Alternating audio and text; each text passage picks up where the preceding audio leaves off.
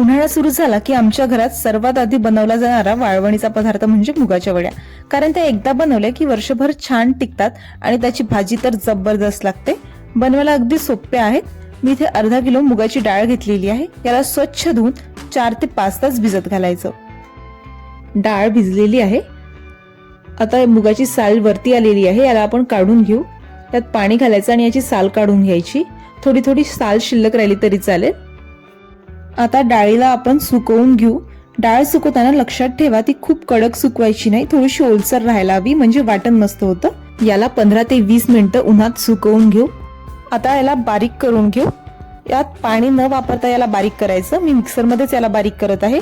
जर तुमच्याकडे पाटा वरवंटा असेल तर पाट्यावरच तुम्ही वाटून घ्या, म्हणजे वड्या खूप छान होतील. मध्ये मध्ये याला चमच्याने फिरून डाळ छान बारीक करून घ्यायची. आपण बघून घेऊ. डाळ छान बारीक झालेली आहे. आता याला एका भांड्यात आपण काढून घेऊ. आता यात घालायचा मेथी दाण्याचा कूट आणि कसुरी मेथी. तुम्ही जिरे पूड, धने पूड सुद्धा यात घालू शकता.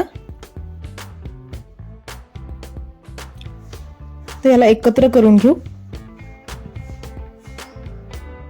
आता मी ताटावर वड्या घालत आहे. तर ताटाला थोडं तेल लावलेलं आहे, जेणेकरून वड्या पटकन निघतील. तुम्ही एखाद्या प्लास्टिकवर सुद्धा घालू शकता किंवा परड्यावर घालू शकता. पाण्याचा हात लावून बारीक बारीक वड्या घालायच्या. वड्या घालून झालेल्या आहेत. आता याला 2 ते 3 दिवस उन्हात चांगलं वाळवून घ्या, म्हणजे वड्या कडक होतात आणि वर्षभर टिकतात. एका डब्यात भरून ठेवा आणि हवं तेव्हा याची भाजी करून खा. खूप जबरदस्त लागते.